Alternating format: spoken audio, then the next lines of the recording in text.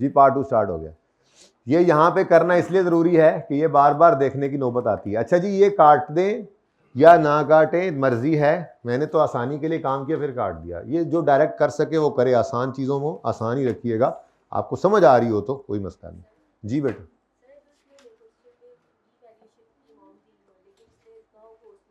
तो यही तो नहीं, उस क्वेश्चन में यही तो हुआ है, यही तो इनका सवाल था।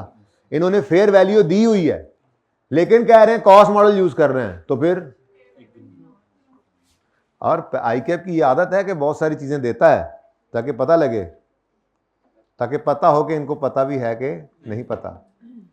जी और कोई सवाल यहां से उठने लगा था? किसमें? यही 500-700 दो दो cost model, revaluation model. Fair IS 16 के फेयर वैल्यू मॉडल का नाम रीवैल्यूएशन मॉडल है, IS 40 के फेयर वैल्यू मॉडल का नाम फेयर वैल्यू मॉडल है, ठीक है। IS 38 के फेयर वैल्यू मॉडल का नाम रीवैल्यूएशन मॉडल है, IS 41 के फेयर वैल्यू मॉडल का नाम fair value less cost to sell है। हर एक का अपना अपना नाम है, उसके नाम को उसी के साथ ही मखसूस रखना है। मैं IS 40 के अंदर लफ्ज रीवैल्यूएशन मॉडल इस्तेमाल नहीं कर सकता, इसके पास कोई रीवैल्यूएशन मॉडल नहीं है, ठीक है। इसका जो फेयर वैल्यू पे एसिड लाने वाला मॉडल उसका नाम फेयर वैल्यू मॉडल है।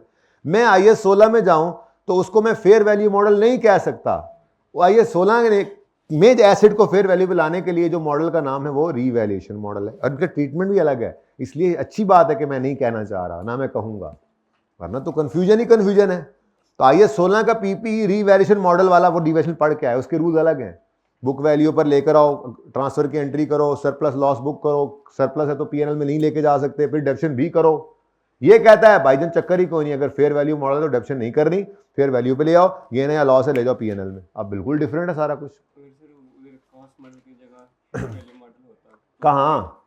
ये इधर, ये इधर तो बताया तो है अभी थोड़ी देर पहले। यहां पर एक लाइन छोड़ते, रीवैल्यूड अमाउंट लिखते, सरप्लस या लॉस आता तो वो बुक करते। लेट्स से 1300 है ना, तो यहां पर ये 1137 है, एक लाइन छोड़ के 1300, कितना फर्क आता है? वट एवर जो फर्क आता है 163, उसको आपने यहाँ पे रीजन सरप्लस का कॉलम डाल के 163 लिखना था, ठीक है। और उसके बाद फिर नहीं, वो फिर 31 दिसंबर आ जाना था ना, फिर अगले साल में जाके डेप्रिशिएट करना था 1300 को और नशर कर देना था उस 163 के साथ। भाई ये वही यार, ये कोई नई चीज नहीं है, ये वो IS 16 है जो अभी तक आप पढ़ पढ़ के पागल हो गए। ये वो है रीवैल्यूएशन मॉडल है, तो ये वही है, नई चीज सिर्फ ये है, ओके। यानी आप यूं देखो, कॉस्ट मॉडल है तो ये, अगर रीवैल्यूएशन मॉडल है तो रियल सरप्लस और पीएनएल ऐड करो, लाइन छोड़ो, लिखो सरप्लस है लॉस है लिखो, आगे वही काम है। ये वही IS 16 है, गुजरे थे आप जहां से। डाने चलिए आगे, किस में? ये निकाली तो है 10 तो बेटा 1 जनवरी 19 पे थी ना लाइफ, ये with remaining life on 1 January 19 with remaining life of 10 साल। अब 30 जून 19 पे आ गए हैं तो फिर 10 तो ही ना बचे, 6 तो गुजर गए, इसलिए ऑनवर्ड्स अब 9.5 साल इस एसेट ने फायदा देना है। और अगर रीवैल्यू करते ही रीवैल्यू मॉडल होता तो 31 दिसंबर 19 पे ये 9 रह जाती, तो 10 वाले साल के लिए रिमेनिंग लाइफ 9 बन जाती। फिर समझ आई है बच्चे? कुछ कम लग रहे हैं यार, ये देख लो, अब ये बहुत से ज़्यादा इंपॉर्टेंट है, आज का लेक्चर बहुत से ज़्यादा इंपॉर्टेंट है। अब क्या कर सकते हैं, चले जी नेक्स्ट। आप ना पढ़ें, आपने नहीं पढ़ना, नेक्स्ट।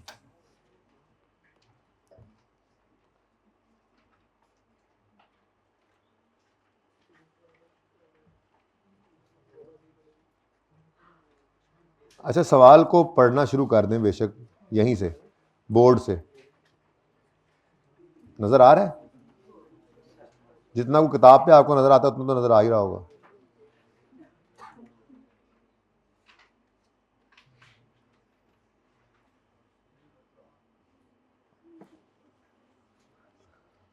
कितनी एग्जाम्पल है? 5 है, 6 है। आप अपनी किताब से पढ़ें।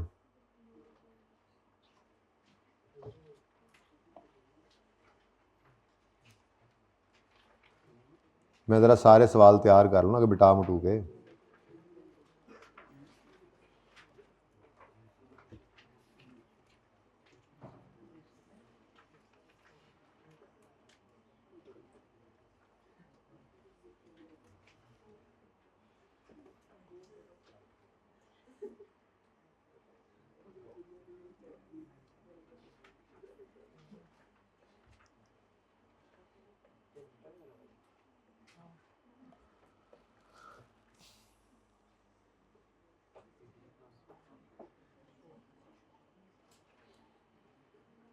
जी सवाल पढ़ा है? सिर्फ सवाल पढ़ना था। किस किस ने जवाब भी देखा है? ईमानदारी से बताएं, शर्म आनी चाहिए। आप नजर आ रहा है तो नजरों की हिफाजत करना सीखें, कुछ रख लें। आपसे ये नहीं कहा जाएगा जब आपसे इन चीज़ों का हिसाब किताब किया जाएगा कि नज़र आ रहा था इसलिए आपने देख लिया, ना जी ना, ये तो गलत बात है बेटा। अमानत है, अमानत, हर नेमत। अच्छा जी, बस छोड़ें अपनी किताब को, इसीलिए मैंने ये मिटा दिया, नजर ना आए आपको। Entity B has investment property, fair value उसकी है फेयर वैल्यू उसकी है वही 1000। अच्छा डेटा सेम है, अच्छा ही है, उससे फ़ायदा होता है, बस जो है वो सिचुएशंस बदल रही हैं। तो इन्वेस्टमेंट प्रॉपर्टी इनके पास पड़ी है, वो कैरी कर रहे हैं इसको एट इट्स फेयर वैल्यू, और यूज़ कर रहे हैं इन्वेस्टमेंट प्रॉपर्टी के लिए फेयर वैल्यू मॉडल ही। ये बातें कुछ सामने आई कि इनके पास इन्वेस्टमेंट प्रॉपर्टी पड़ी है और यूज़ करते हैं ये फेयर वैल्यू मॉडल। 1 जनवरी 19 पर फिर ये अपनी फेयर वैल्यू पर ही पड़ी होगी, ऐसा ही है। आगे कहता है on 30 June 19 board of directors decided to develop the property and use it for sale of. तो जिस दिन ये डिसीजन हो गया उस दिन से ऑनवर्ड्स ये अब इन्वेंट्री में, मतलब इन्वेंट्री बनने जा रही है ना, फॉर, वो कह रहा है डिसाइड कर रहे हैं कि इस प्रॉपर्टी को डेवलप करें। जैसे लेट्स से ये कोई प्लॉट होगा बड़ा सारा, कोई 2-3 एकड़ का, ठीक है, 5 एकड़ का ये प्लॉट था, सिर्फ ज़मीन थी। इन्होंने सोचा इस 5 एकड़ के प्लॉट के ऊपर क्यों ना हम जो है वो थोड़ा सड़कें बना के 2-4 और इसके प्लॉट्स छोटे छोटे बना के, सोसाइटी छोटी सी बना के वो सेल कर दें। नाउ ये उस इन्वेस्टमेंट प्रॉपर्टी को अब यूज़ करने जा रहे हैं फॉर सेल ऑफ प्लॉट, यानी एज एन इन्वेंट्री, ठीक है। तो इसका मतलब जैसे यहाँ लिखा था, इन्वेस्टमेंट प्रॉपर्टी से ये इन्वेंट्री में जा रहा है, यानी IAS 40 से IAS 2 में।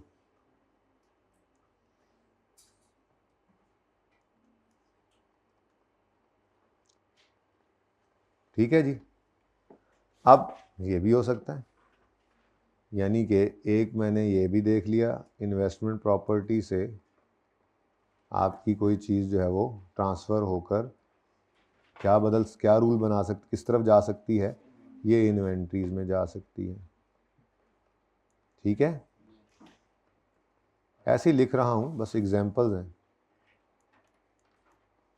ओके, ये एग्जाम्पल्स हैं हमारे साथ। अच्छा, अब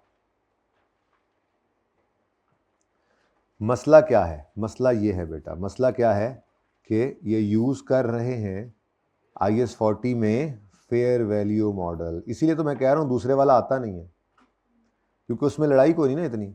जहाँ पे वो फेयर वैल्यू मॉडल IAS 40 के लिए यूज़ कर रहे हैं, तो रूल क्या बता दिया IAS 40 ने कि जो भी प्रॉपर्टी आए चाहे जाए, transfer must be at fair value, क्योंकि इन्वेस्टमेंट प्रॉपर्टी में मॉडल कौन सा यूज हो रहा है? Fair value. तो transfer must be at fair value. Okay, अच्छा जी, तो ठीक है। अब इसका मतलब 1 जनवरी 19 पर तो ये फेयर वैल्यू पर थी ही, 30 जून पर उन्होंने सोचा है कि इसको, ये इन्वेस्टमेंट प्रॉपर्टी है और 30 जून पर इन्होंने सोचा है कि इसको बनाएंगे इन्वेंट्री। तो फिर इस दिन पर फेयर वैल्यू को ढूंढना शुरू किया हमने। तो कहता है at this date fair value was 1200। अच्छा, ये 1 जनवरी को अगर आप गौर फरमाएं तो 1 जनवरी को फेयर वैल्यू है 10 लाख और 1 जनवरी को रिमेनिंग यूजफुल लाइफ कितनी है 10 साल। ये 1 जनवरी की है, ठीक है। अच्छा, अब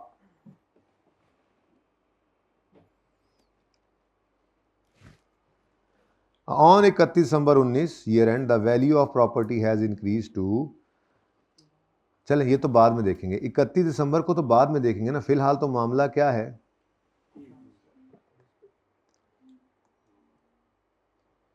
हाँ, इन्वेस्टमेंट प्रॉपर्टी में फेयर वैल्यू मॉडल है ना, ये लो मैं इसको कॉपी करके ला रहा हूँ सिर्फ इसलिए ताकि आपको अंदाज़ा हो कि कुछ नया नहीं है, सब वैसा ही है। इधर से सफाई सुथराई करके लाता हूँ ना,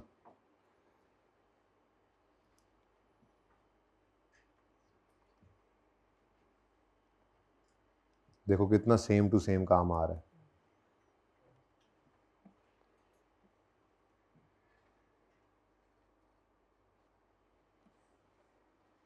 जी, 1 जनवरी 19 पर ओपनिंग बैलेंस इन्वेस्टमेंट प्रॉपर्टी में फेयर वैल्यू पर पड़ी हुई है ये प्रॉपर्टी, 1000 रुपये ओपनिंग आ गया। 30 जून पर ट्रांसफर का सोचा, क्योंकि इन्वेस्टमेंट प्रॉपर्टी में फेयर वैल्यू मॉडल है तो transfer must be at fair value, तो पहले फिर इस प्रॉपर्टी को फेयर वैल्यू पे लाना पड़ेगा, at the date of transfer लाना पड़ेगा। तो उसका तरीका क्या है, इस तरह से एक आर्जी ब्रेक लगाओ। अब वही काम हुआ है, पीएनएल में गेन उसी तरह से गया है और अब ये 1200 दोबारा ओपनिंग बना लिया, ठीक है, ओके।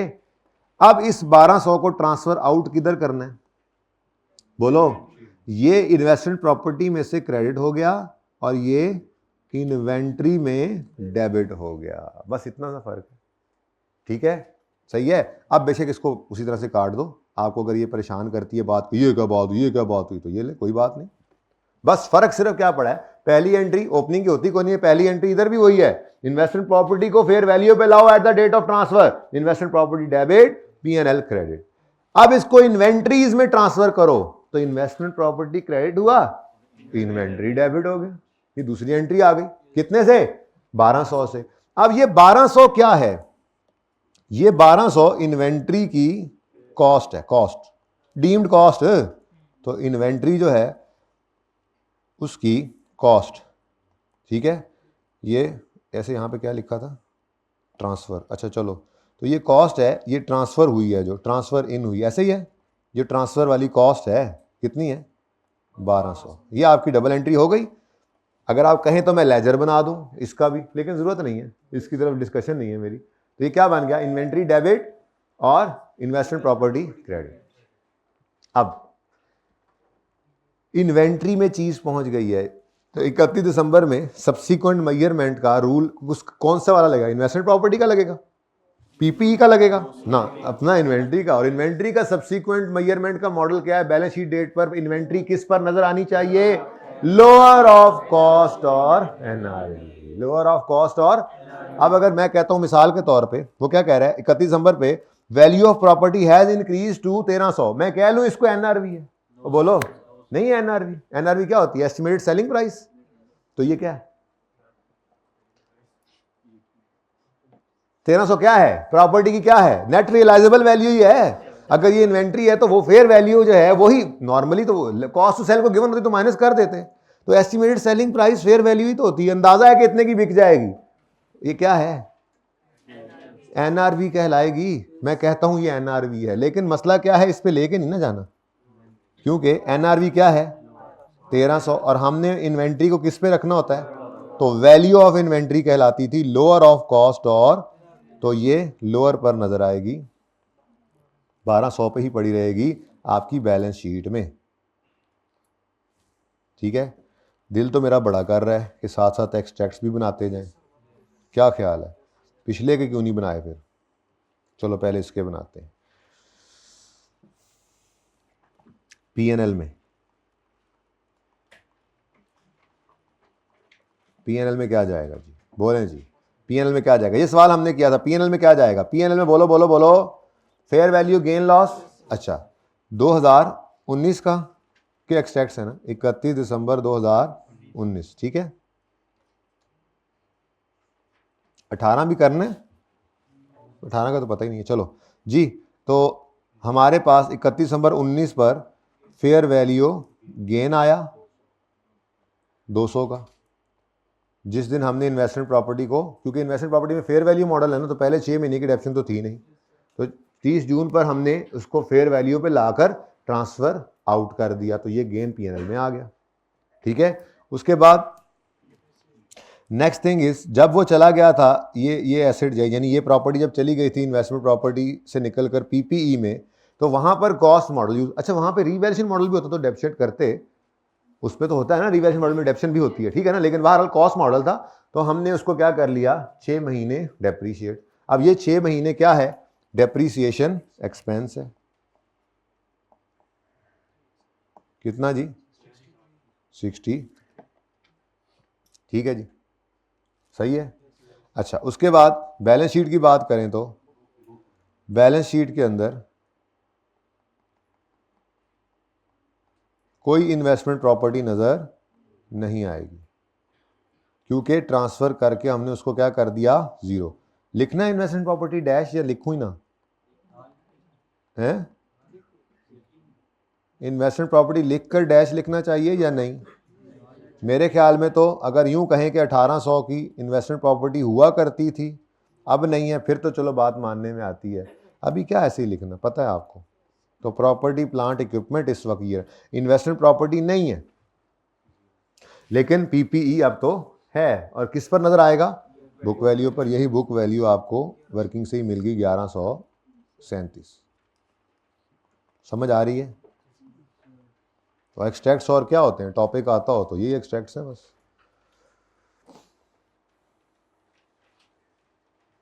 चलें आगे। अभी दूसरा सवाल, पिक्चर लेनी जल्दी लो। स्नैपचैट,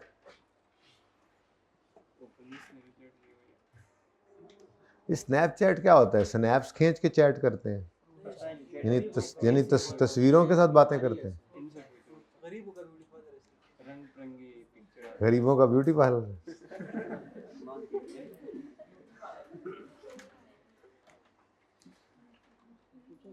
नहीं, मुझे लगता था नाम सुन के कि ये होता होगा तस्वीरें खींच के बातें करना, स्नैप चैट, मिलती जुलती बात है ना। ओके नाउ प्लीज प्लीज,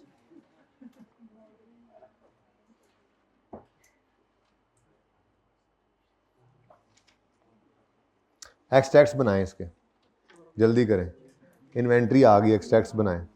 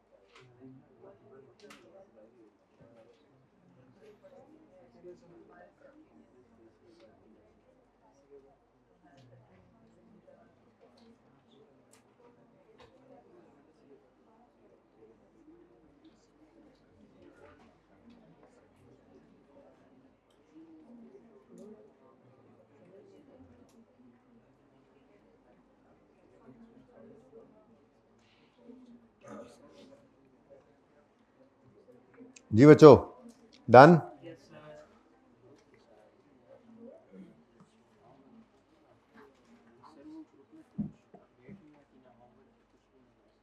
बेटा होमवर्क की अपडेट ग्रुप में आपको क्यों आए वैसे?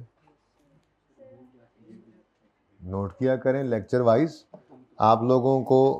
तो बाकी मैं हैंडआउट्स भिजवा देता हूँ जितने हुए हैं लेक्चर अभी तक के, और वो मैं हर वीक भिजवा दूंगा, लेकिन मेरे ख्याल में उसकी ज़रूरत नहीं होनी चाहिए आप। बाकी मैं हैंडआउट्स भिजवा देता हूँ। अभी मुझे क्लास के बाद याद कराना, ये जितने 33 लेक्चर्स हुए हैं ना, तो इनका एक PDF बना के भेज दूंगा इकट्ठा ही, ठीक है? फिर इसी तरह से कुछ अरसे बाद 50 पे चेक पॉइंट लगा के या 10-10 बाद भेजने का भेजता रहूँगा, मुझे मसला नहीं, लेकिन ज़रूरत नहीं होनी चाहिए आपको। मैं फिर कहूँगा एंड पे होनी चाहिए, एंड पे तो आपको सारा PDF दे दें भाई अगर रिवीजन करनी है तो, लेकिन फिर भी स्टिल मैं भेजता रहूँगा। डर गया हूँ वैसे ये बात सुन के मैं। नहीं डर तो लगता है ना, डर तो लगता है ना, ऐसे ना करो ना, ऐसे ना करो। PNL डर तो भाई लगता है ऐसी बातों से कि आपने अगर क्लास पढ़ी है और होमवर्क किया है तो फिर क्यों भूले, वो तो नोट्स के ऊपर जो है लिखना चाहिए ना, PNL के एक्सट्रैक्ट्स। कोई बात नहीं, खैर है, मैं तो डरता ही रहता हूँ पेपर वाले दिन तक, उसके बाद नहीं। रिजल्ट वाले दिन मुझे कोई डर नहीं, तो उस दिन आपको डर होता है, मेरा डर सिर्फ पेपर वाले दिन तक होता है। जी बेटा,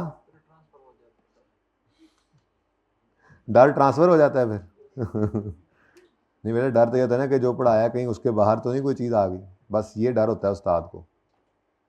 उस्ताद को फिर बाकी चीज़ें तो पेपर तो रिज़ल्ट जो है वो उस्ताद के हाथ में नहीं है ना, तो बस अल्लाह की तरफ से ही बस दुआ है, फजल हो। बहुत मसले हैं, बीमार हो गए खुदा ना खास्ता, घर पे कोई परेशानी होगी खुदा ना खास्ता, या सब कुछ होके रहा। ये ऐसे चैम्पियन होते हैं 3-3 दिन जाग के पेपर देने जा रहे हैं, उत्थे जाके सो गए, इस तरह के मसाइल होते हैं। पेपर में तबीयत ख़राब हो गई, तो ये बहुत सारे मसाइल ऐसे हैं जो रिज़ल्ट जो बहरहाल मेहनत तुम्हारे हाथ में, रिज़ल्ट तुम्हारे हाथ में वैसे भी नहीं है, ठीक है जी बेटा। क्या करें जी? 31 नंबर 19 क्या नजर आएगा? एक तो सोच, अच्छा सवाल को ना ज़हन में लाके सोचा करें क्या जा सकता है इसमें। सिचुएशन क्या है? इन्वेस्टमेंट प्रॉपर्टी है और इन्वेस्टमेंट प्रॉपर्टी गई है, ट्रांसफर आउट हुई है। अच्छा ना भी होती तो ईयर एंड पे फेयर वैल्यू गेन आता, क्योंकि ट्रांसफर हुई है तो उस दिन तक का गेन लॉस जो है वो निकाल कर फेंका होगा, तो एक तो फेयर वैल्यू गेन या लॉस हो सकता है। दूसरा डेप्रिसिएशन नहीं। अच्छा यहां से चला गया इन्वेंट्री में, तो इन्वेंट्री डेप्रिशिएट होती है? नहीं। हाँ, इन्वेंट्री में आप NRV टेस्ट जरूर लगाते हैं। अब अगर मिसाल के तौर पे यही प्रॉपर्टी होती चंदमाई, यही प्रॉपर्टी होती आ गई 1100 1150 पे, तो हम क्या कहते? ओ नेट रियलाइजेबल वैल्यू इसकी क्या हो गई? कम, तो इसको राइट डाउन करो NRV पे, तो एक NRV लॉस आता PNL में, ठीक है? लेकिन ऐसा कुछ ना हुआ। ये तो वैसे ही मैंने एक्स्ट्रा बातें की हैं यार, ठीक है, ताकि कहीं किसी सवाल में आपको जरूरत पड़े तो पता हो। जी बताएं, जी बताएं बताएं बताएं क्या हैगा? फेयर वैल्यू गेन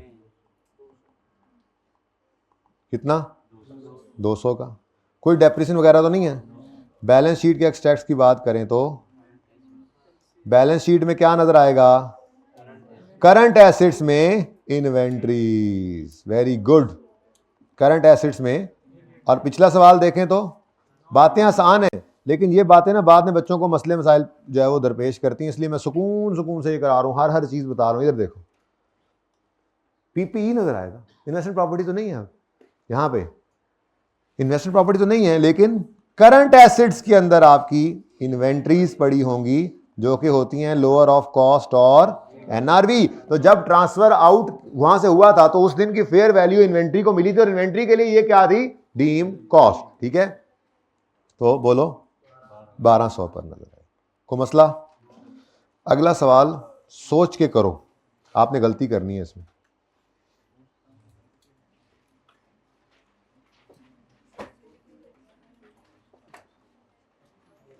अस्सलाम वालेकुम साकिब भाई, ये बच्चों को ना सारे ग्रुप्स के अंदर आज तक के लेक्चर्स की PDF बना के भेजें, लेक्चर नोट्स की, और ये हर हफ्ते के एंड पे हफ्ते के भेज दिया करें। ओके नाउ हो गया, पढ़ लिया जी, एक्सक्यूज्ड।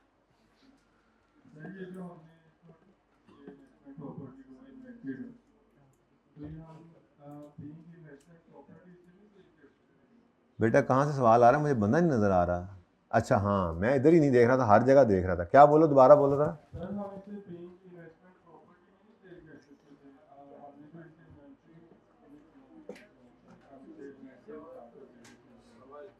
बेटा आवाज एक तो सही नहीं आ रही। मेरे ख्याल में आप ये कह रहे हैं कि हम उसको इन्वेस्टमेंट प्रॉपर्टी में सेल नहीं कर सकते थे।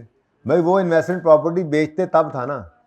हमने वो सारा 5 एकड़ का प्लॉट ऐसे नहीं बेचा, बल्कि हमने वहाँ पे डेवलपमेंट की, 2-3 रोड्स बनाई, टैंकी लगाई, सेटिंग की, बाउंड्री वॉल बनाई, प्लॉट्स बना के बेचे।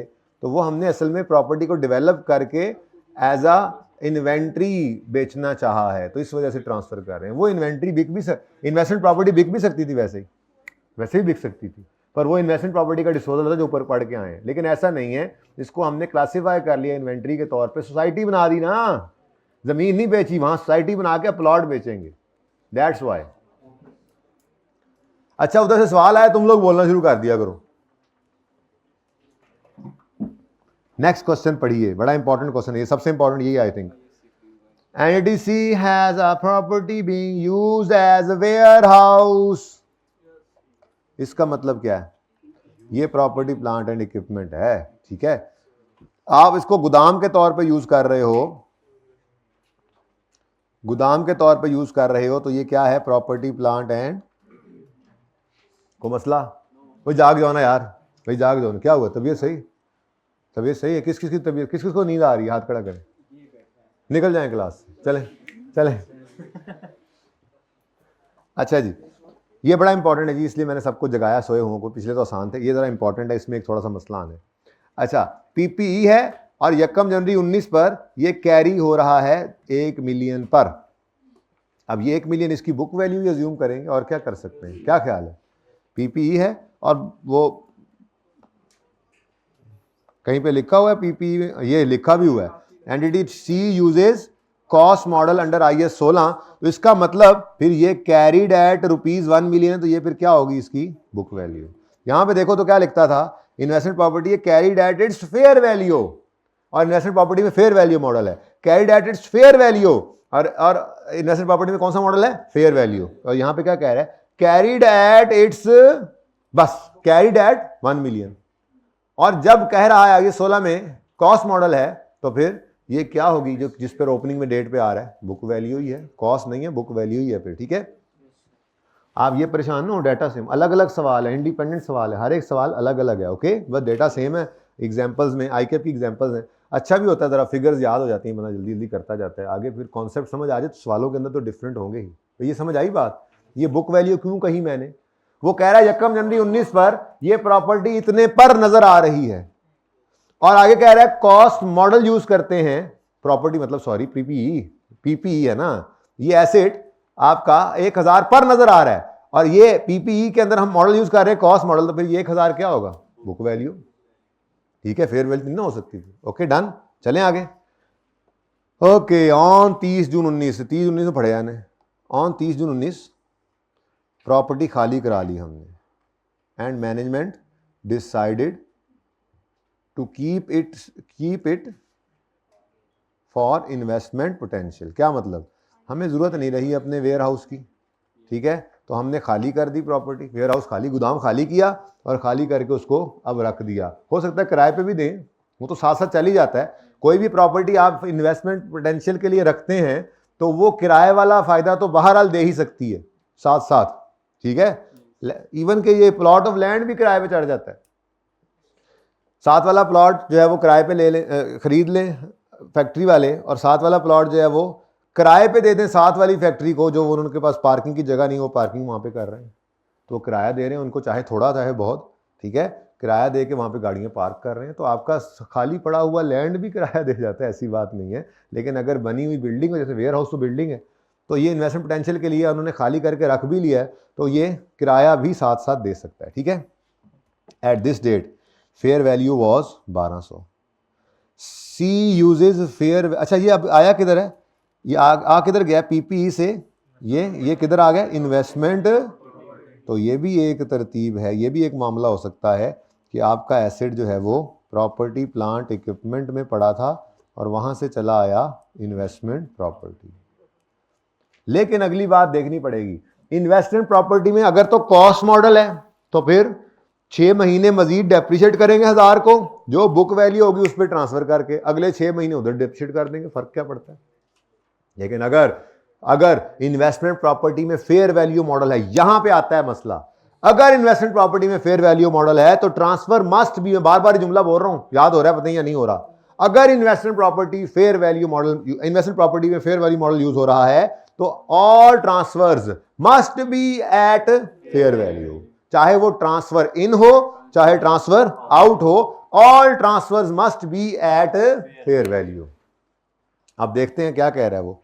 ओ my god, entity C uses fair value model under IAS 40। तो अब ट्रांसफर तो इसी की एग्जांपल बन गई है, किधर गया ये, इसी की एग्जांपल बन गई, ट्रांसफर जो हो रही है, ठीक है। तो ट्रांसफर की एक और एग्जांपल आई मेरे सामने, वो क्या है जी, इन्वेस्टमेंट प्रॉपर्टी से हम सॉरी PPE से हम आ गए इन्वेस्टमेंट प्रॉपर्टी में, ठीक है। को मसला जिधर मर्जी होता रहे, ट्रांसफर इन आउट, बस अगर फेयर वैल्यू मॉडल है तो अगला मैंने रूल वो देखो लिखा हुआ है कि अगर इन्वेस्टमेंट प्रॉपर्टी में फेयर, ट्रांसफर तो कुछ भी हो सकती है, इनमें से कोई भी ट्रांसफर होगी, लेकिन अगर investment property fair value model है तो transfer must be at fair value, ठीक है। मस्ट ज़्यादा अच्छा याद हो गया, आपको वही लिख देते हैं, transfer must be at fair value, और अगर कॉस्ट मॉडल हुआ तो ट्रांसफर को आपने बुक वैल्यू पे कर देना, ठीक है। दोनों तरफ ही सर मस्ट लिखे ना, अच्छा नहीं लग रहा, फर्क नहीं पड़ता वैसे, एक ही बात है, शुड बी का मतलब भी यही होता है, ठीक है। लेकिन जरा आपको जरा अच्छा मस्ट जरा याद रह जाएगा ना। ओके चलो, अब गड़बड़ थोड़ी सी ये हो गई है दोस्तों कि इस वक्त चीज कहां पड़ी हुई है। अच्छा 31 दिसंबर 19 में तो बाद में देखेंगे ना यार, 31 दिसंबर 19 में तो बाद में देखेंगे, पहले 30 जून 19 पर इसको ट्रांसफर तो करें। अब प्रॉपर्टी जहां पड़ी है वहीं पे इसको फेयर वैल्यू पे लाना है। अभी तो दोनों सवालों में क्या था, इन्वेस्टमेंट प्रॉपर्टी से निकलकर प्रॉपर्टी गई थी, इन्वेस्टमेंट प्रॉपर्टी से निकलकर प्रॉपर्टी गई थी, ठीक है। ट्रांसफर को करना है फेयर वैल्यू पर, मतलब प्रॉपर्टी जहां पड़ी है वहां पे फेयर वैल्यू पे लाएं फिर ट्रांसफर करें। पहले दोनों सवालों में पड़ी कहां थी प्रॉपर्टी, इन्वेस्टमेंट प्रॉपर्टी में, वहीं पे पड़े पड़े उसको फेयर वैल्यू पे लाए और फिर ट्रांसफर आउट कर दिया, एक बार PPE में दूसरी बार इन्वेंट्री में। आज प्रॉपर्टी कहां पड़ी है, नहीं कहां पड़ी है, कहां पड़ी है इज नॉट,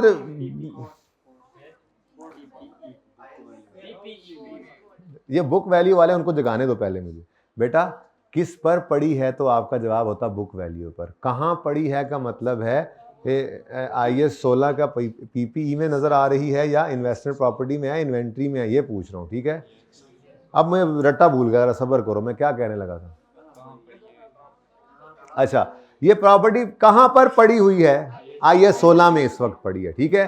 तो 30 जून 19 जो है इसकी जिंदगी में जब आएगा तो ये प्रॉपर्टी कहां पड़ी होगी, IAS 16 में, कहां पड़ी होगी, IAS 16 में। अब चूंकि IAS 16 की बात नहीं कर रहे, जहां जाना है इसने इन्वेस्टमेंट प्रॉपर्टी में, वहां पे मॉडल कौन सा यूज हो रहा है, तो transfer must be at fair value, तो ये IAS 16 में इसको फेयर वैल्यू पे लाना पड़ेगा, IAS 16 में इसको, IAS 16 के फेयर वैल्यू पर लाने वाले मॉडल का नाम क्या है, रीवैल्यूएशन मॉडल। सारे रूल उस वाले लगेंगे, कोई चेंज नहीं होना, एसेट को फेयर वैल्यू पे लाएंगे, ला के फिर ट्रांसफर करेंगे, ओके। क्योंकि इन्वेस्टमेंट प्रॉपर्टी ने प्रॉपर्टी लेनी भी फेयर वैल्यू पर है और निकालनी भी फेयर वैल्यू पे है, अगर इन्वेस्टमेंट प्रॉपर्टी में फेयर वैल्यू मॉडल यूज हो रहा है तो, ठीक है। तो फिर अब पहले PPE के अंदर रखते हुए उसको क्या करेंगे, फेयर वैल्यू पे लाएंगे, क्योंकि ट्रांसफर इन हो या आउट हो must be at fair value. Investment property के पास पड़ी हुई थी प्रॉपर्टी, तो उसने खुद फेयर वैल्यू पे लाकर ट्रांसफर आउट किया, और अगर इधर प्रॉपर्टी आ रही है कोई तो इसने कहना है मेरे पास फेयर वैल्यू मॉडल है, मुझे फेयर वैल्यू पर करके प्रॉपर्टी दोगे तो मैं एक्सेप्ट करूंगा, वरना नहीं। रूल है, अगर फेयर वैल्यू मॉडल यूज हो रहा है इन्वेस्टमेंट प्रॉपर्टी में तो all transfers must be at fair value. तो चलो शुरू करते हैं।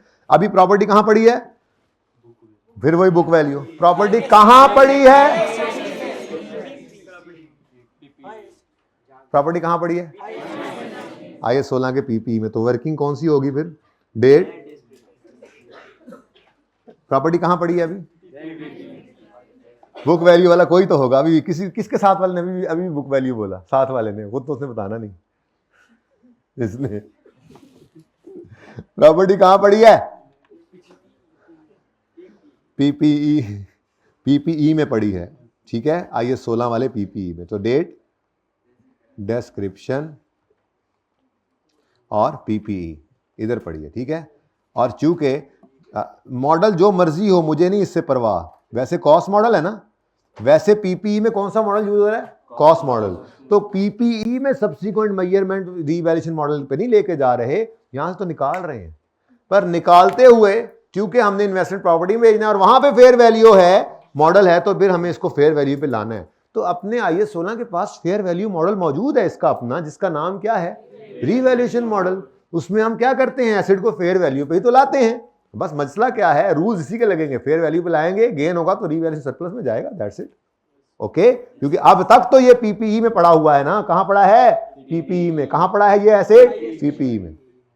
तो यकूम जनवरी 2019 पर, यकूम जनवरी 2019 पर असूम कर रहा हूं मैं, क्या असूम कर रहा हूं कि ये बुक वैल्यू है। ओके, क्योंकि उसने क्या कहा है, कॉस्ट मॉडल है और इस पर कैरी की जा रही है, तो बुक वैल्यू ही अज्यूम करना आसानी है। कितना जी, 1000, ठीक है।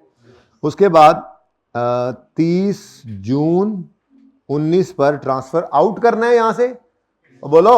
अच्छा, अगर अगर अगर अगर इन्वेस्टमेंट प्रॉपर्टी, बड़ी अहम बात कर रहा हूं, सुन लो, अगर इन्वेस्टमेंट प्रॉपर्टी में कॉस्ट मॉडल यूज हो रहा होता तो इसको 6 महीने डेप्रिशिएट करके जो बुक वैल्यू आती ना, उस बुक वैल्यू को ही ट्रांसफर कर देते इन्वेस्टमेंट प्रॉपर्टी में, और फिर वहां पे 6 महीने उसको डेप्रिशिएट मजीद कर लेते, सेम सेम, कोई मसला नहीं है, ठीक है।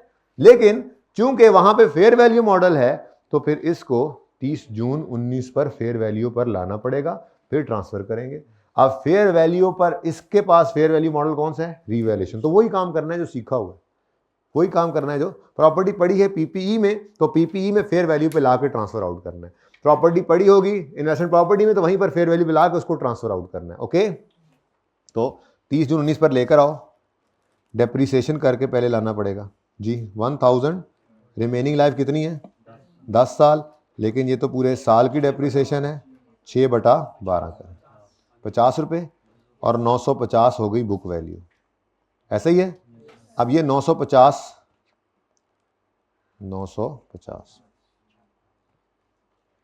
ये 950 रुपये पर ट्रांसफर आउट कर दें ना, ये क्या है, ये हिस्टोरिकल बुक वैल्यू है, लेकिन जिधर हम भेजना है इसको चाह रहे हैं, वहां पर उस इलाके में फेयर वैल्यू मॉडल चलता है, और वहां से पैगाम आया है कि अपने एसेट को फेयर वैल्यू पर करके हमें देना, वरना हमने इसको लेना नहीं है। और उन्हें पता है कि इनके पास इनका अपना फेयर वैल्यू मॉडल है, तभी तो ये फरमाइशें कर रहे हैं। उनको पता है कि IS 16 के पास इनका फेयर वैल्यू मॉडल है, ठीक है। तो फिर 30 जून 19 पर एक लाइन खाली छोड़ेंगे और रीवैल्यूड अमाउंट लिखेंगे, और सरप्लस रियल सरप्लस में लॉस हुआ तो P&L में ले जाएंगे। तो 30 जून 19 एक लाइन खाली और रीवैल्यूड अमाउंट जी, कितनी है, 1200 जी, 220 भी एक बच्चा कह रहा है दीवाना, 250 का रीवैल्यूएशन सरप्लस आ गया। लो जी, तो रीवैल्यूएशन सरप्लस के कॉलम में रौनकें लग गई, और ये 250 का सरप्लस अब यहां पे नजर आना शुरू हो गया जी। को मसला, अच्छा, अब क्या करें, आ गया फेयर वैल्यू पर, revalued amount is the fair value of asset, ठीक है। ये mid of the year revaluation हो गई एक तरह से। आज करवाना था वैसे सवाल, प्लान में था, लेकिन टाइम ही खत्म हो गया। ओ माय गॉड, जल्दी जल्दी खत्म करें इसको। रीवैल्यूएशन सरप्लस रिकॉर्ड किया, अब ये एसेट हमारा आ चुका है रीवैल्यूएशन पर, इसको ट्रांसफर करके कहां ले जाना है, तो investment property fair value model पे है, तो उसके लिए क्या करते हैं, लेडजर बनाते हैं। क्या करते हैं, लेडजर बनाते हैं। तो एक लेजर ओपन करके रख लो, यहाँ पे एंट्रीज करते हैं, फिर इन्वेस्टमेंट प्रॉपर्टी बनेगी तो उसको करेंगे फेयर वैल्यू पे, ठीक है। अब समझ आया मैंने क्यों लेजर बनवाया था, ताकि जरा निशानी रह जाए ना, इन्वेस्टमेंट प्रॉपर्टी फेयर वैल्यू पे तो लेजर बनाएंगे, और बाकी जो अगर पीपीई फेयर वैल्यू पर रखना है तो उसका तो नाम रीवैल्यूएशन मॉडल, ठीक है, तो उसका हमने पहले से सीखा और कैसे वर्किंग करते हैं, ताकि कोई चीज़ मिक्स ना हो। वर्किंग एक जैसी सारी हो सकती हैं, लेकिन मैंने अलग अलग इसलिए रखी है कि इनको मिक्स ना करें, ये सवाल मिक्स होते हैं ना ऑलरेडी, तो फिर ज़रा अलग अलग रखना आसान रहता है, ठीक है। तो इस 1200 को यहां से निकालो। जब भी आप पीपीई को निकाला करते थे तो ये ऐसे ऐसे माइनस ही करते थे ना, बोलो और बोलो। तो 1200 यहां से क्या हो गया, क्रेडिट। क्या हो गया जी, क्रेडिट। और कहां पे डेबिट हो गया, कहां से आया ये, प्रॉपर्टी प्लांट इक्विपमेंट से। किस दिन आया है, 30 जून 19 पे। कहां गया ये, 30 जून 19 पर ट्रांसफर आउट हो गया है, इन्वेस्टमेंट प्रॉपर्टी में ट्रांसफर कर दिया, ठीक है बच्चों। तो कितना बचा, और बचा क्या, बचा क्या, बचा कख ना बच्चा, खेत स्वा बच्चा। तो बुक वैल्यू यहां पर क्या नजर आ रही है 30 जून 19 पर, सी पर। लेकिन एक अगला मसला आ गया, इस सरप्लस का क्या करें। बड़ी इंपॉर्टेंट बात है, अब बिल्कुल एंड पे आती है हमेशा इंपॉर्टेंट बात। एग्जांपल एक रह गई है अभी, ओ नो, चलो ये अब कल करेंगे, कोई बात नहीं। अच्छा है वो इन्वेंट्री वाली है, वैसे ज़रा अलग थलग है, खैर है। वैसे क्या कुछ मैंने सोचा था और आज कुछ करवाया तो है नहीं, ये वाकई टाइम इतना हो गया है।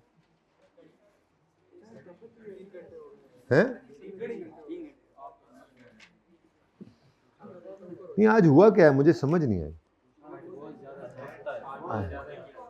नहीं कुछ नहीं पढ़ा तो है ही नहीं आज कुछ, ऐसे ना करो यार। अच्छा सुनो सुनो सुनो सुनो सुनो सुनो सुनो सुनो भाई सुन लो, सरप्लस पड़ा है, एसेट नहीं रहा। ये सरप्लस जो है ये रोज़ाना की बुनियाद पर, सॉरी सालाना बुनियाद पर ये ट्रांसफ़र हुआ करता था रिटेन्ड अर्निंग में। कितना मैक्सिमम ट्रांसफ़र कर सकते हैं हम, मैक्सिमम इंक्रीमेंटल डेप्शन की अमाउंट तक ट्रांसफ़र कर सकते हैं। और बोलो तो डेप्रिसिएशन कितनी है कि इंक्रीमेंटल डेप्शन निकालें, तो एसेट ही नहीं बचा, यहाँ तो एसेट ही नहीं बचा, अब क्या करें। अच्छा अब दूसरा सिचुएशन ये होता था कि एसेट पर आने वाले सरप्लस को रखो, इंक्रीमेंटल डेप्शन की तरह के साथ एनुअली इसको ट्रांसफर ना करो, जब एक्चुअल में बिके तो उस दिन ट्रांसफर कर देना। ये एक और ऑप्शन लैंड में ऐसा होता था, एक और दूसरे एसेट्स डेप्रिशिएबल एसेट्स में भी ये ऑप्शन होता था कि आप उसको रखो और फिर जब ये डिस्पोज हो उस दिन इसको आपने ट्रांसफर कर देना रिटेन्ड अर्निंग। तो जब ये मामला आ गया कि एसेट यहां से निकलकर चला गया, तो अब इस सरप्लस को आप रिटेन्ड अर्निंग में ट्रांसफर एनुअली तो बिल्कुल भी नहीं कर सकते, ये यहीं पे रह जाएगा। यानी इसके नीचे वाला जो खाता होता था ना ट्रांसफर, वो अब कोई नहीं होना, बस ये 250 से पड़ा रहेगा, अनलेस के असल में ये प्रॉपर्टी बिके। तो जिस दिन ये प्रॉपर्टी असल में डिस्पोज होगी, ये सरप्लस जो इक्विटी में पड़ा होगा ये उस दिन आपको डेबिट करके रिटेन्ड अर्निंग में क्रेडिट करना है, उससे पहले नहीं कर सकते। ये एक मसला था यहाँ पे, ठीक है। तो अगर पीपीई में ये प्रॉपर्टी पड़ी है तो पीपीई ने इसको रीवैल्यू करना है, करके उधर दे देना है। अब रीवैल्यूएशन पे जाकर सुने, रीवैल्यूएशन पे सरप्लस ने जो आना है वो सरप्लस आपका तब तक पड़ा रहेगा जब तक ये प्रॉपर्टी दरअसल बिक नहीं जाती, क्योंकि इसको मैक्सिमम 2 ऑप्शन होते हैं ना, स्टैंडर्ड कहता था यहां पे, या तो इसको एनुअली ट्रांसफर करो पर maximum up to the amount of incremental depreciation, या इसको डिस्पोजल पे एक ही बार करना। अब वो इंक्रीमेंटल वाला ऑप्शन तो हो ही नहीं सकता यहां पर, क्योंकि डेप्रिसिएशन एसेट ही नहीं बचा। तो फिर दूसरा ऑप्शन क्या है, प्रॉपर्टी जब तक किताबों में पड़ी रहे, ये सरप्लस उसका अलग से पड़ा रहे इक्विटी में। जिस दिन वो प्रॉपर्टी डिस्पोज करेंगे एक्चुअल में, उस दिन आप इसको भी रिटेन्ड अर्निंग में फेंक देना। ओके सही है। चलें अब इन्वेस्टमेंट प्रॉपर्टी आ चुकी है आपकी, ओके इन्वेस्टमेंट पीपी से इन्वेस्टमेंट प्रॉपर्टी बन गया अब, या अब इसके लिए क्या बन गई, इनिशियल मेजरमेंट वाली डीम्ड कॉस्ट। अब आगे कहता है on 31 December 19 value of property has increased to, और फेयर वैल्यू मॉडल यूज करते हैं IAS 40 में। सुभान अल्लाह, ये तो बहुत आसान हो गया, ठीक है। इसको क्या कर लें जी, 31 दिसंबर 19 पर इसको आप ले जाएं फेयर वैल्यू पर। तो कैरी डाउन में क्या लिखेंगे आप, फेयर वैल्यू कितनी है 1300, तो 100 रुपये का क्या आ गया, फेयर वैल्यू गेन, ठीक है जी। PNL लिख रहे थे, PNL क्या लिखते थे यहाँ पे, PNL, ठीक है PNL ही लिखते हैं। Okay done. और ये जनाब आपका ये यहाँ पे ख़त्म हो गया, ठीक है। तो बस एक रूल सीख लिया सुकून से, अब उसको अप्लाई करते जाना है आपने। ओके यार यहीं पे बना दो बस। लें जी, अब एक्सट्रैक्ट्स बना लें इसके, बोलें। अच्छा अगली लाइन पढ़ लें, वैसे ये मैंने आपको वैसे ही बता दिया, इसके लिखे होने की ज़रूरत तो नहीं है, पढ़ लें फिर भी। हमने वैसे ही तैयारी कर ली इस लाइन के बगैर भी। क्या लिखा हुआ है? Transfer from surplus to retain earning is made at the time of disposal only, तो इसलिए पढ़ा रहेगा। लेकिन ये बात सवाल में बतानी नहीं चाहिए उसको, वैसे ही हमें चलानी चाहिए, क्योंकि दूसरा ऑप्शन है ही कोई नहीं, ठीक है, दूसरा ऑप्शन नहीं है। अच्छा जी, अब एक्सट्रैक्ट्स अगर इसके देखें तो पीएनएल में क्या जाएगा? पीएनएल में क्या जाएगा बच्चों? डेप्रीसिएशन आएगी, बिल्कुल। पहले ये पड़ा हुआ था पीपीई में, तो वहाँ पर इस साल भी 6 महीने की डेप्रीसिएशन चार्ज हुई, तो डेप्रीसिएशन एक्सपेंस आया। 31 दिसंबर 2019 वाला साल है ना जी, 31 दिसंबर 2019 पर एक तो डेप्रीसिएशन एक्सपेंस आ गया, कितना जी? 50 का। और फिर फेयर वैल्यू गेन है लॉस है? जब इन्वेस्टमेंट प्रॉपर्टी में ये आ गया तो 100 रुपये का fair value gain year and पे आ गया। बैलेंस शीट के एक्सट्रैक्ट्स। अच्छा ओसीआई में भी कोई कहे ना आपको, कोई बच्चा, कोई सीनियर, यार ये तुमने क्या किया, ओसीआई में ये 250 भी जाना है, तो आपने कहना नहीं वो हमने अभी पढ़ा नहीं है, 50वें लेक्चर के बाद पढ़ेंगे। तो फिर जो मैंने कहा नहीं है ये सरप्लस की एंट्री होती है, ऐसे डेबिट सरप्लस क्रेडिट, तो सरप्लस जो है वो ओसीआई से घूम के इक्विटी में जाता है। तो वो जो मौका आएगा तो इंशाल्लाह वही हमें पता होगा, फिलहाल हमें पता नहीं है, ठीक है। बैलेंस शीट में नॉन करंट एसेट्स में क्या नजर आएगा? इन्वेस्टमेंट प्रॉपर्टी या पीपीई? हाँ जी, इन्वेस्टमेंट प्रॉपर्टी नज़र आएगी, और वो नज़र आएगी अपनी फेयर वैल्यू पर 1300, ठीक है जी। उसके बाद इक्विटी के अंदर भी कुछ आना है बच्चों। इक्विटी के अंदर रीवैल्यूएशन सरप्लस, वो जहाँ पे शेयर कैपिटल, शेयर प्रीमियम वगैरह आते थे, अब वो तो नहीं है मेरे पास, सिर्फ रीवैल्यूएशन सरप्लस है। और ये कितना? अच्छा ये 250, 20 में भी 250 ही रहना है, 21 में भी 250 ही रहना है, अनलेस कि वो इन्वेस्टमेंट प्रॉपर्टी एक्चुअल बिके, ये 250 हिलना नहीं है। हालांकि वैसे क्या होता था, ये हर साल थोड़ा थोड़ा कम होता चला जाता था, याद है। लेकिन जब आपने डिस्पोजल पर ही इसको ट्रांसफर करना है, एनुअली नहीं करना, तो फिर ये 250 ही 250 नजर आता रहेगा एंड तक, ठीक है। सही है। जरा देखो सर आ गए सर, मेरे दिल में तो आ रही है कि छोटी सी एंट्री कर दें अगली भी। एक ही तो एग्जाम्पल रहेगी। सर आए बैठे नहीं आए? चलो 2-4 मिनट और पढ़ते हैं, एक और एग्जाम्पल।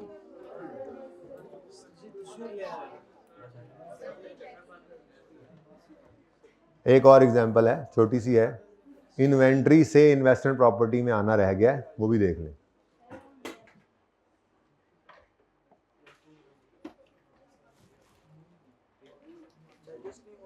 जी बेटा कीता की है तुसी, ये 3 एग्जाम्पल्स कीतियां ने, डाइजेस्ट नहीं हो रहा तुम लोगों को। बेटा मैंने मशवरा नहीं मांगा, चुप करें सारे, चुप है।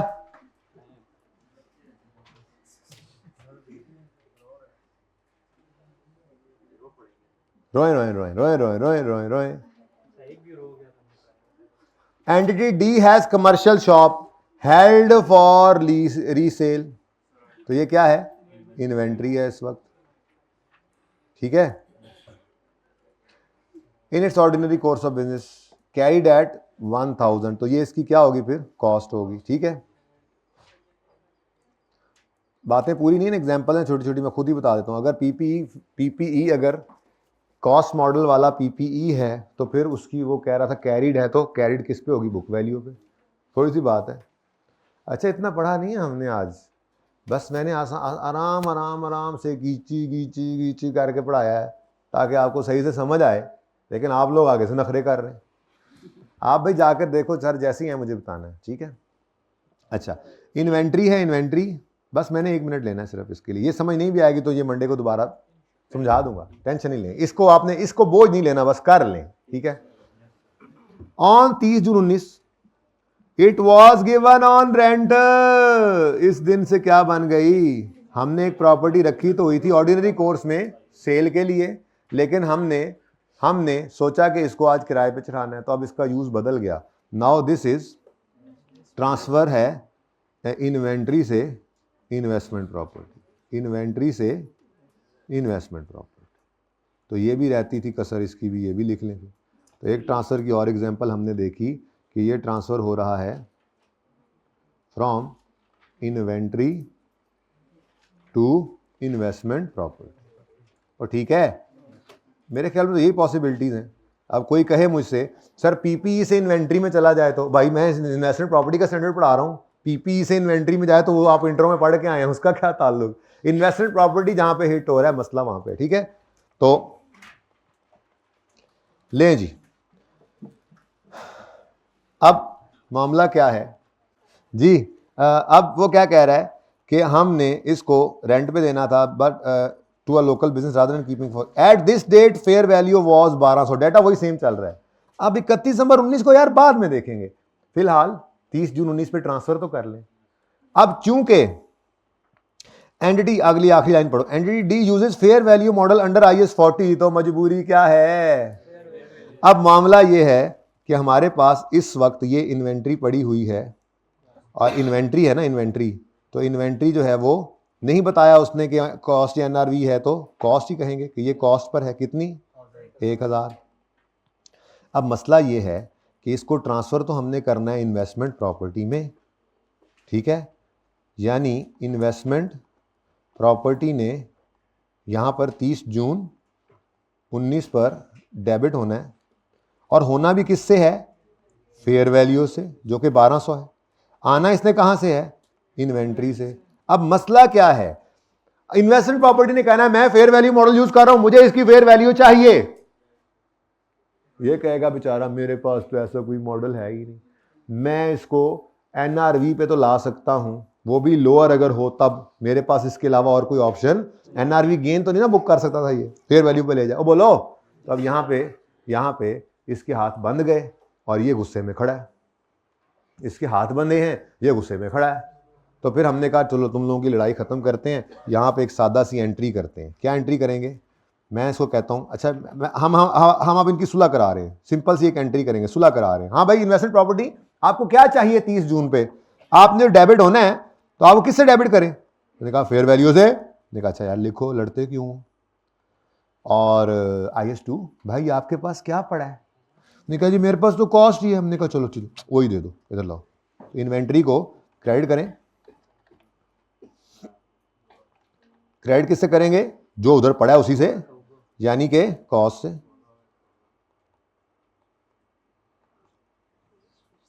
ठीक है। कितना, अब इन्वेंट्री को 1000 से क्रेडिट किया हमने, जो उसके पास पड़ा था। इन्वेस्टमेंट प्रॉपर्टी को वही 1200 दिया जो उसको चाहिए था, और ये 200 का गेन हमने कहना यार हम बुक कर लेते हैं, ठीक है। तो P&L में बैलेंसिंग फिगर डाल लो, बिल्कुल ये वही फेयर वैल्यू गेन है, लेकिन ना तो इसके अंदर रहते हुए इसको फेयर वैल्यू पे लाए, ना वहां ले जाके इसको फेयर वैल्यू पे किया, बस बुक खुद कर लिया गेन, और उसको इसको भी राजी रख लिया, इसको भी राजी, लड़ाई खत्म कर दी हमने, ठीक है। तो ये एंट्री होगी जनाब, अगर इन्वेंट्री से आए तो ये 1200। अगली कहानी वही है, 31 दिसंबर 19 आएगा, तो चूंकि इन्वेस्टमेंट प्रॉपर्टी में फेयर वैल्यू मॉडल है, तो वो कहता है 31 दिसंबर पे वैल्यू ये प्रॉपर्टी इंक्रीज टू 1300, और वो यूज कर रहे हैं चूंकि फेयर वैल्यू मॉडल, तो हम यहाँ पे क्या लिखेंगे 1300, सही है। और ये 100 रुपए का गेन भी कहाँ जाएगा, 100 रुपए का बेटा, कहाँ पे, प्रॉफिट एंड लॉस में। यानी इस साल में प्रॉफिट एंड लॉस के अंदर 300 का टोटल गेन जाएगा, ठीक है, टूट के जाएगा पर जाएगा, ठीक है। एक्सट्रैक्ट्स भी बना लें यार, एक्सट्रैक्ट्स तो बहुत आसान है, एक्सट्रैक्ट्स तो बहुत आसान है, इधर देखना ज़रा, चलो दोबारा ही कर लो जी। P&L सर आगे, बस 1 मिनट, सिर्फ 1 मिनट, अब कोई होमवर्क नहीं है जी, आपने ये दोबारा करना है, और आज आपने IAS 16 के सारे MCQs करने हैं, सारे, मुझे नहीं पता जो आए जो ना आए जी। फेयर वैल्यू गेन टोटल कितना, 300, 200 भी और 100 भी, बस बैलेंस शीट के अंदर जी नॉन करंट एसेट्स में इन्वेस्टमेंट प्रॉपर्टी फेयर वैल्यू पर नजर आएगी, और वो है 1300। डन जी। ये जनाब आपकी एग्जाम्पल नंबर 6 भी हो गई, ठीक है। इतनी सी बात थी, तो यही दोबारा कीजिएगा, तसल्ली से कीजिएगा, और IS 16 के सारे MCQs करके आने। ओके, अल्लाह हाफिज।